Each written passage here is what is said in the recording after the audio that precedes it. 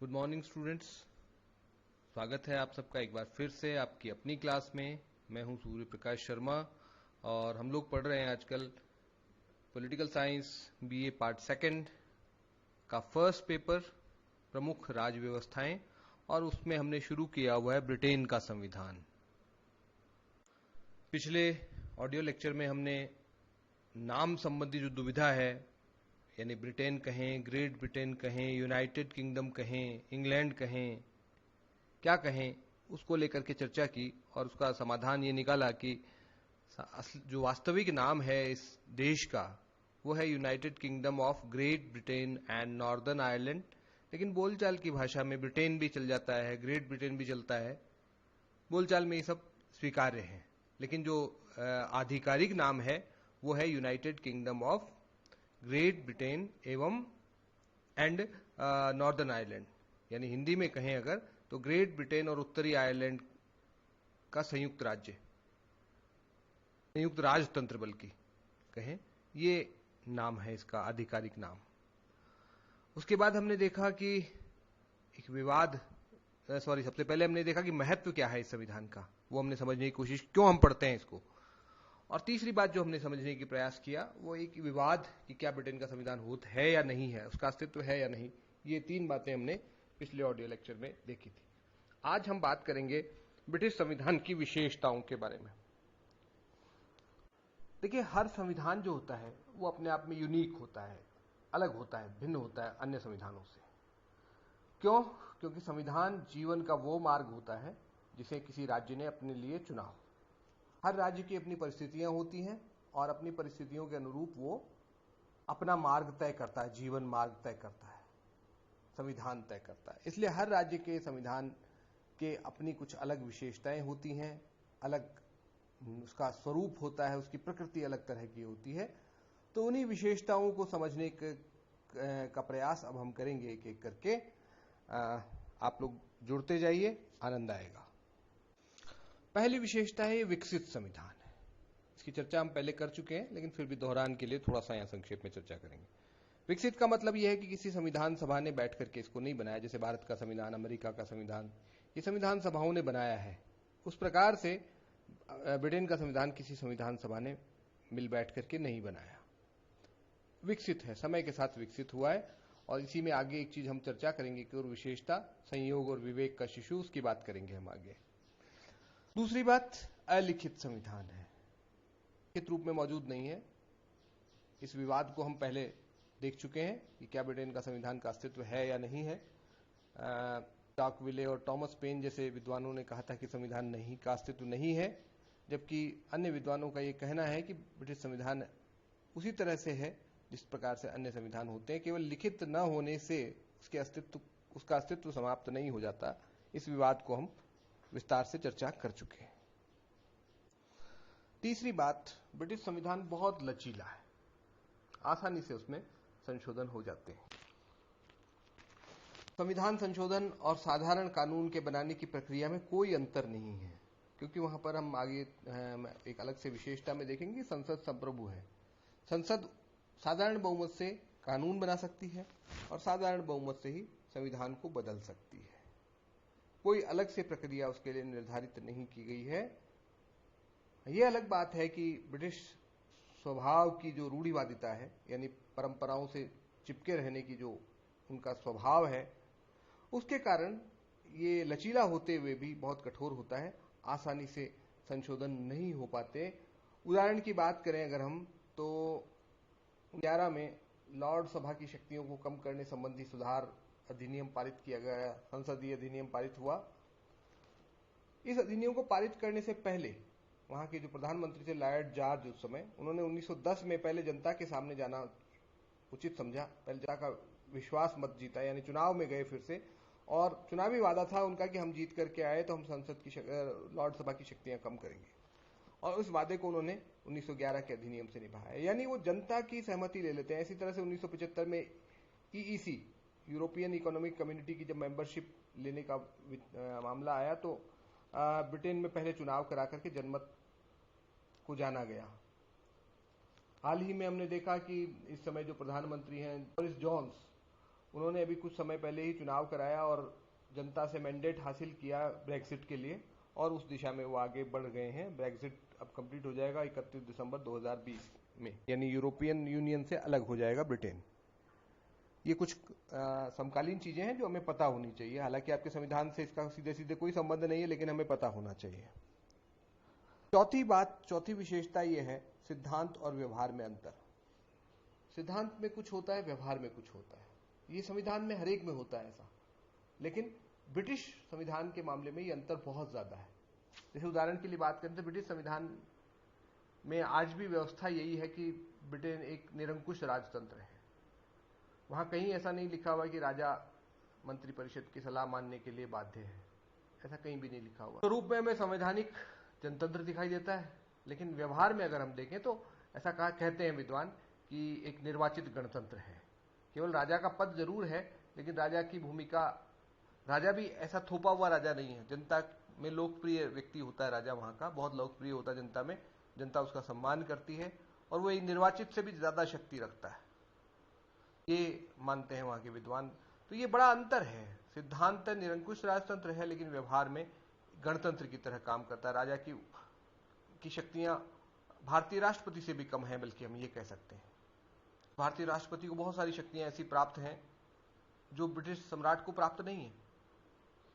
दृष्टि से ब्रिटेन जो है सिद्धांत निरंकुश राजतंत्र होते हुए भी व्यवहार में पूर्णतया जनतंत्र की तरह काम करने वाली व्यवस्था है। तो ये बहुत बड़ा अंतर है, और इस तरह के बहुत सारे उदाहरण हैं, हम आगे विभिन्न संदर्भों में इनको देखेंगे। फिलहाल इतना ही कि सिद्धांत और व्यवहार में बहुत अंतर होता है। पांचवी विशेषता है संसदीय जनतंत्र। संसदीय जनतंत्र ब्रिटेन की एक अनूठी विशेषता है, और बल्कि कहते हैं कि दुनिया के संविधानों को ये बड़ी देन है ब्रिटेन की। ब्रिटिश संसद को संसदों की जननी कहा जाता है, मदर ऑफ ऑल पार्लियामेंट्स कहा जाता है, और संसदीय व्यवस्था की शुरुआत करने का श्रेय ब्रिटेन को जाता है। और वहां पर संसदीय प्रणाली की दो बड़ी विशेषताएं होती हैं। एक तो दोहरी कार्यपालिका होती है, नाम मात्र की और वास्तविक। नाम मात्र की कार्यपालिका सम्राट है, वास्तविक कार्यपालिका मंत्रिमंडल और प्रधानमंत्री हैं। दूसरी बात ये होता है कि जो कार्यपालिका और व्यवस्थापिका के बीच घनिष्ठ संबंध होता है। कार्यपालिका व्यवस्थापिका के प्रति उत्तरदायी होती है, और व्यवस्थापिका जब चाहे कार्यपालिका के जीवन का अंत कर सकती है, यानी सरकार को बर्खास्त कर सकती है। और इसी तरह से कार्यपालिका के पास भी अधिकार होता है कि व्यवस्थापिका के लोक सदन को भंग। घनिष्ठ संबंध इनके बीच में होता है। जो मंत्री होते हैं यानी कार्यपालिका के सदस्य होते हैं, वो लोक सदन के या उच्च सदन के सदस्य होते हैं, यानी व्यवस्थापिका के भी सदस्य होते हैं। ये घनिष्ठता का द्योतक है। छठी विशेषता है संसद की संप्रभुता। संप्रभुता मानी सर्वोच्चता। विधि निर्माण की सर्वोच्च शक्ति संसद में निहित होती है। सर्वोच्चता का मतलब यह है संसद विधि निर्माण की दृष्टि से सर्वोच्च है। वो कोई भी कानून बना सकती है, क्योंकि एक तो ब्रिटेन एकात्मक राज्य है, इसलिए कोई शक्तियों का बंटवारा नहीं है, और दूसरी तरफ वैसे भी सारी शक्तियां संसद में निहित हैं। संसद बहुत शक्तिशाली है। संसद जो चाहे कानून बना सकती है। हमने देखा कि संसद उसी साधारण बहुमत से संविधान को भी बदल सकती है। संविधानिक कानून जैसी भी कोई चीज वहां पर नहीं है। संसद जो चाहे कर सकती है, सिद्धांत है। व्यावहारिक कठिनाइयां या प्रतिबंध अलग हो सकते हैं। व्यावहारिक जिसमें आंतरिक प्रतिबंध भी हो सकते हैं, अंतर्राष्ट्रीय प्रतिबंध भी हो सकते हैं, लेकिन सिद्धांत है संसद सर्वोच्च है, संप्रभु है, उसकी शक्ति पर कोई प्रतिबंध नहीं है। ये वहां की व्यवहारिक स्थिति है। एक विद्वान हुए डीलोम, वो क्या कहते हैं? कहते हैं कि संसद स्त्री को पुरुष बनाने और पुरुष को स्त्री बनाने के अतिरिक्त सब कुछ कर सकती है। बहुत शक्तिशाली है, कहने का मतलब यही एक उसके बस में नहीं है। उस समय की परिस्थिति के हिसाब से उन्होंने ऐसा कहा था।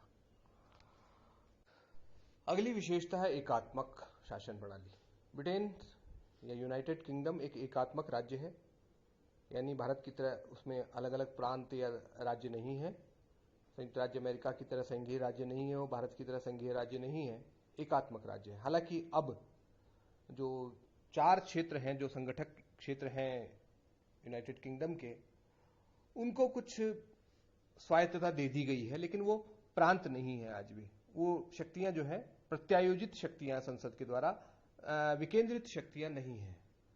विकेंद्रित माने वो शक्तियां जिनको वापस नहीं लिया जा सकता, प्रत्यायोजित माने वो शक्तियां जिनको देने वाला वापस ले सकता है।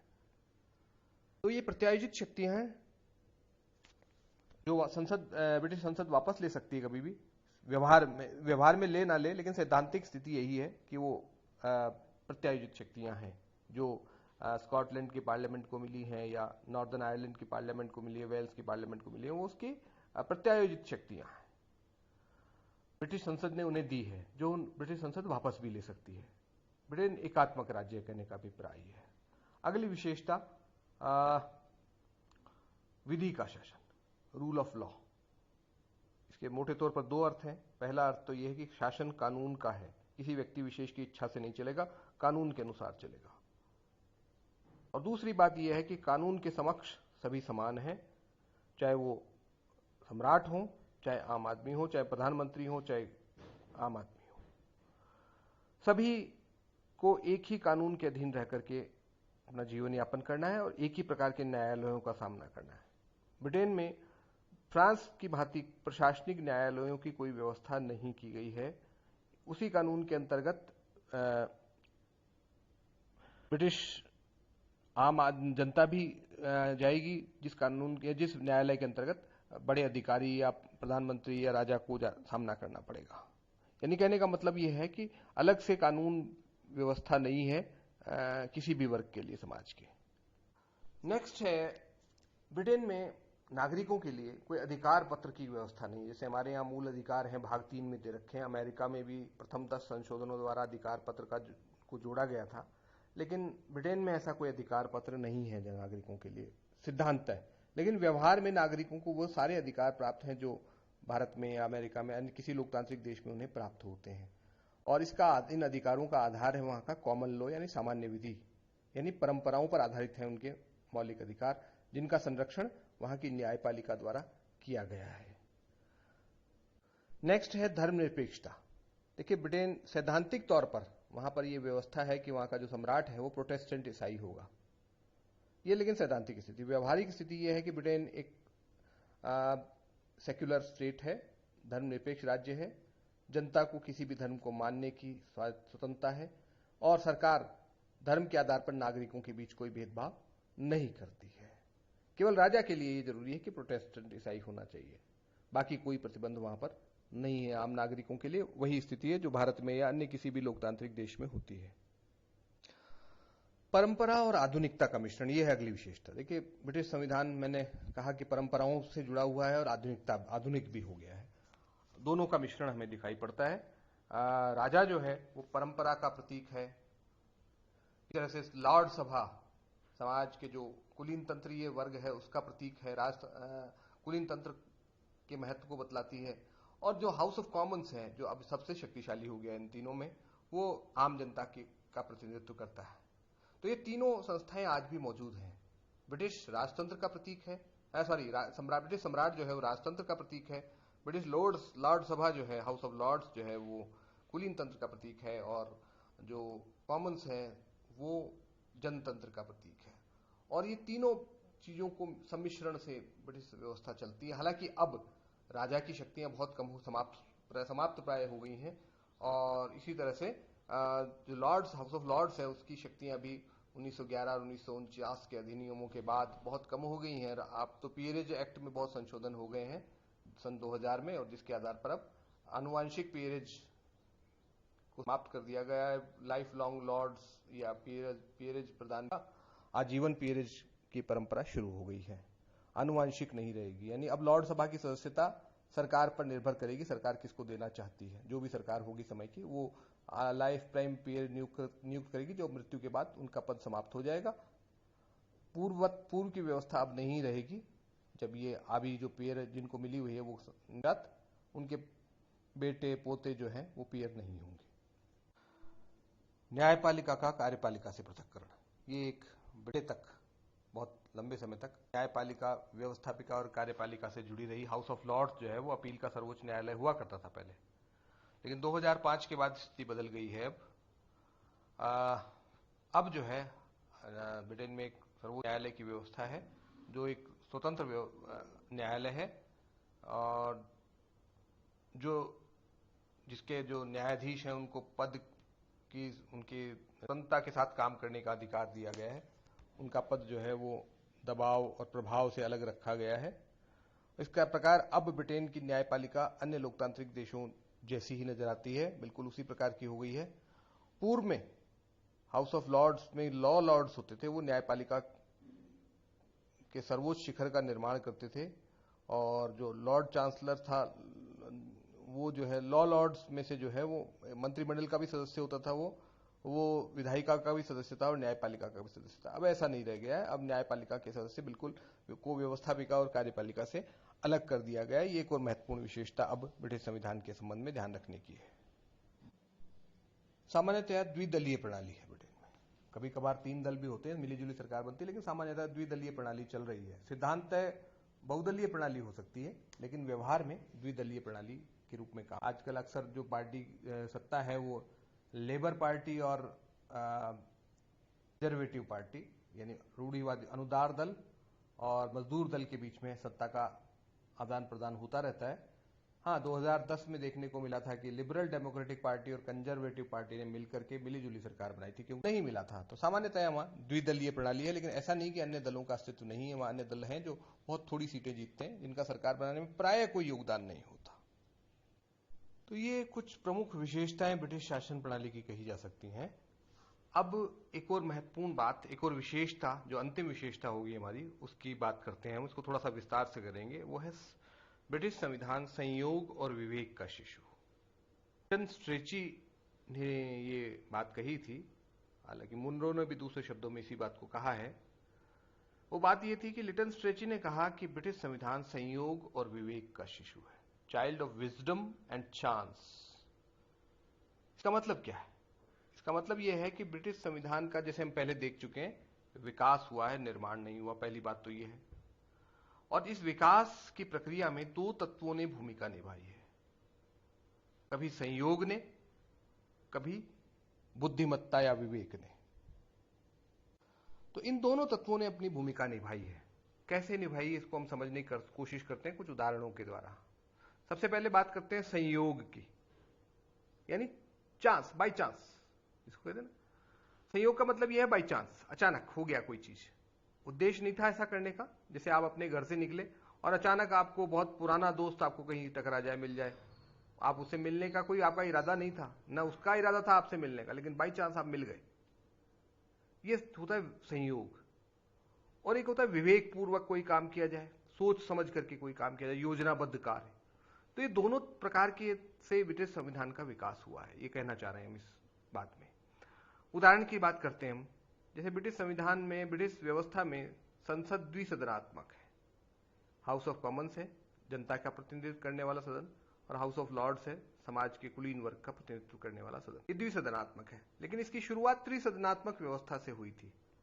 1295 में राजा को जब कुछ कर लगाने थे तो उसने धर्माधिकारियों को बुलाया, जो बड़े जमींदार थे, लॉर्ड्स थे, उनको बुलाया, और तीसरा उसने जो है शहरों के कुछ प्रतिनिधियों को बुलाया। तो ये 3 प्रकार के सदस्यों की बैठकें आयोजित की गई। आगे चल करके क्या हुआ कि जो बड़े धर्माधिकारी थे वो बड़े लॉर्ड्स के उनके साथ लॉर्ड्स के साथ मिल गए, जमींदारों के साथ मिल गए, और जो छोटे धर्माधिकारी थे, शहरों के प्रतिनिधि थे, वो लोग जो है उनके साथ आपस में मिल गए। यानी 3 की जगह द्विसदनात्मक हो गई व्यवस्था धीरे धीरे समय के साथ। अपने आप नहीं, किसी ने प्रयास नहीं किया इसको ऐसा करने का, लेकिन स्वतः ऐसा हो गया। तो ये त्रिसदनात्मक से द्विसदनात्मक हो गई ब्रिटिश व्यवस्थापिका। इसी तरह से अब देखिए प्रधानमंत्री के पद का विकास कैसे हुआ, उसको समझने की कोशिश कीजिए। 1714 के आसपास की बात है, 1415 के आसपास की बात है, यानी 18वीं शताब्दी की शुरुआत में ब्रिटेन में हैनोवर वंश को शासन मिला। हैनोवर वंश के जो शासक थे उन्हें अंग्रेजी नहीं आती थी। उस समय तक की परंपरा यह थी कि जो राजा है वो मंत्रिमंडल की बैठक में भाग लेता था, उसकी अध्यक्षता करता था, भाग नहीं लेता था बल्कि। तो अब जब हैनोवर राजा शासक था जॉर्ज प्रथम, उसको अंग्रेजी नहीं आती थी, तो वो अपने आप को इंसल्टेड फील करने लगा। उसमें बैठ के भी मुझे समझ में नहीं आ रहा कुछ, क्या करूंगा जाके। वो जाना छोड़ दिया, उसने बैठक में जाना छोड़ दिया। तो अब कोई भी बैठक होगी उसकी अध्यक्षता तो किसी न किसी को करनी पड़ेगी। धीरे धीरे अध्यक्षता करने की परंपरा में सर रॉबर्ट वालपोल जो है वो पहले ब्रिटिश प्रधानमंत्री के रूप में विकसित उन्होंने मतलब कहलाए। पहले ब्रिटिश प्रधानमंत्री रॉबर्ट वालपोल कहे जाने लगे और धीरे धीरे फिर प्रधानमंत्री के पद की शक्तियां बढ़ती चली गई। तो इस प्रकार से एक राजाओं के अंग्रेजी न जानने की कारण अचानक से उन्होंने बैठकों में भाग लेना बंद कर दिया और एक नए पद का सृजन हो गया। इसी प्रकार स्पीकर के पद का भी सृजन हुआ। यानी बहुत सारी चीजें बाई चांस हुई हैं, कोई सोचा समझा प्रयत्न नहीं था। इस तरह से ब्रिटिश व्यवस्था जो आज कहते हैं प्रधानमंत्री शासन प्रणाली हो गई। देखिए सिद्धांत है वो संवैधानिक राजतंत्र है, लेकिन व्यवहार में बल्कि निरंकुश राजतंत्र है। दिखता वो जो है संवैधानिक राजतंत्र की तरह है और व्यवहार में वो प्रधानमंत्री शासन हो गया। संसदीय शासन प्रणाली कहने लगे थे हम, फिर मंत्रिमंडलीय शासन प्रणाली का, अब हम कह रहे हैं प्रधानमंत्री शासन प्रणाली। क्यों? क्योंकि धीरे धीरे शक्तियां प्रधानमंत्री के पास केंद्रित होती चली गई। किसी सोच समझ करके नहीं दी, परिस्थितियों वश धीरे धीरे ऐसा होता चला गया। तो ये संयोग का शिशु, कहने का मतलब बहुत सारी चीजें संयोगवश हुई हैं, किसी ने सोच समझ के प्रयास नहीं किया। दूसरी बात विवेक का शिशु, सोच समझ करके परिवर्तन किए गए। बहुत सारे परिवर्तन सोच समझ करके हुए हैं। जैसे आप बात करें 1215 का मैग्ना कार्टा, 1628 का बिल ऑफ राइट्स नहीं पिटिशन ऑफ राइट्स और 1688 का बिल ऑफ राइट्स, ये जो है सोचे समझे प्रयास थे। इसी तरह से आगे चल करके जो संसद ने 19वीं शताब्दी में अधिनियम बना करके मताधिकार का विस्तार किया, यानी हाउस जो प्रतिनिधि संस्थाएं उनको और अधिक लोकतांत्रिक बनाया गया। 1832, 1867, 1884, 1918, 1929, 1969 के अधिनियमों के द्वारा मताधिकार का विस्तार किया गया। पहली बार महिलाओं को मताधिकार दिया गया 1929 में और 1969 में ये मताधिकार की आयु कम करके 18 वर्ष कर दी गई, पहले 21 वर्ष हुआ करती थी। इससे पहले अगर बात करें हम 19वीं शताब्दी में, तो बहुत कम लोगों को मताधिकार प्राप्त था। जो बड़े जमींदार थे या समाज का जो संभ्रांत वर्ग था, उन्हीं को वोट देने का अधिकार था, आम आदमियों को कोई अधिकार प्राप्त नहीं था। महिलाओं को 1929 में मिला। ये देखिए बात कितनी मतलब इतना समय लग गया उनको भी। जो जिनका हम अनुकरण कर रहे थे वो भी बहुत आगे नहीं थे हमसे, लगभग साथ साथ ही चल रहे थे, कहने का अभिप्राय। हमारे यहाँ उनसे पहले महिलाओं को अधिकार था एक तरह से। ये सब स्थिति है। इसी तरह से अमेरिका की बात करें तो अमेरिका में 1920 में महिलाओं को अधिकार दिया। हालांकि यहाँ उसका सीधे सीधे संबंध नहीं है, लेकिन कभी आपसे पूछा जाए, कहीं अमेरिका का संविधान भी हमारे सिलेबस में है, तो 1920 में 19वें संविधान संशोधन के द्वारा महिलाओं को मताधिकार मिला संयुक्त राज्य अमेरिका में। एक लंबी लड़ाई के बाद, लगभग 72 वर्षों की लड़ाई 1848 से शुरू हुई थी जो महिलाओं की, वो 72 वर्ष बाद बड़े नाटकीय अंदाज में पूरी हुई। चर्चा कर यहाँ कोई प्रसंग नहीं है ज्यादा डिटेल में चेक करने का, तो फिलहाल हम उसको यहीं छोड़ते हैं। तो इस प्रकार से मताधिकार का विस्तार जो है वो सोचा समझा तरीके से किया गया। इसी तरह से हाउस ऑफ कॉमन्स की शक्तियों में वृद्धि और हाउस ऑफ लॉर्ड्स की शक्तियों में कमी, ये भी एक सोचा समझा प्रयास था। सोचे समझे कदमों के तहत प्लान्ड और सिस्टमेटिक वे में किया गया। 1911 के अधिनियम के द्वारा पहली बार लॉर्ड सभा की शक्तियां, वित्तीय शक्तियों को कम किया गया। 1950 में फिर उनको कम किया गया। 2005 में लॉर्ड सभा की जो विधिक शक्तियां थी, यानी न्यायपालिका की संबंधी जो शक्तियां थी लॉर्ड चांसलर के पास, वो भी उनसे छीन ली गई। स्वतंत्र न्यायपालिका का गठन कर दिया गया। और अब लॉर्ड सभा को हम मतलब पावर्स की दृष्टि, शक्तियों की दृष्टि से कह सकते हैं कि उनके पास कोई शक्तियां नहीं है, केवल वो एक सुझाव देने वाला सदन बन करके रह गया है। ये बड़ा सोचे समझे ढंग से किया गया। इसी तरह से पीयरेज एक्ट में संशोधन किया गया समय समय पर, ये लॉर्ड सभा की सदस्यता देने के। और अब जो है आनुवंशिक पीयरेज समाप्त कर दिया गया 2000 में। अब लाइफ पीयरेज है, यानी जो भी सदस्य बनाया जाएगा, नए सदस्य जो बनेंगे, वो अपने उम्र समाप्त, अपनी मतलब जीवन पर्यंत सदस्य रहेंगे। उनके बच्चों को ये अधिकार नहीं मिलेगा। यानी अब केवल लाइफ पीयरेज मिलेगा, आनुवंशिक पीयरेज नहीं मिलेगा। ये एक बड़ा सुधार है। और इस प्रकार के अन्य सुधार भी बहुत सारे सोच समझ करके किए गए हैं, कहने का अभिप्राय यह है। इसी तरह से अभी हाल ही के वर्षों में जो है जो आपका इनके संगठक क्षेत्र हैं, जिनको कंट्रीज कहते हैं, 4 मैंने आपको इंग्लैंड, स्कॉटलैंड, वेल्स और नॉर्दर्न आयरलैंड, इनकी पार्लियामेंट्स का गठन हो गया है और उनको कुछ शक्तियां प्राप्त हो गई, स्वायत्ता अपने क्षेत्रों में प्राप्त हुई हैं। तो ये भी सोचा समझा कदम है।